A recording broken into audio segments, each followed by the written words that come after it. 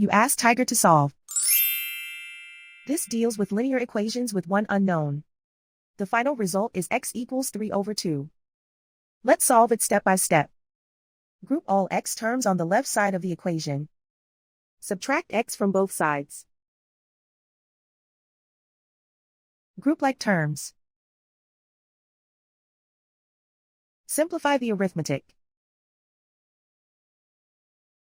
Group like terms. Simplify the arithmetic. Group all constants on the right side of the equation.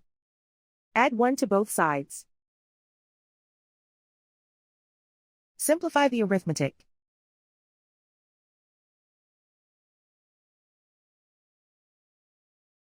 Isolate the x. Divide both sides by 2. Simplify the fraction.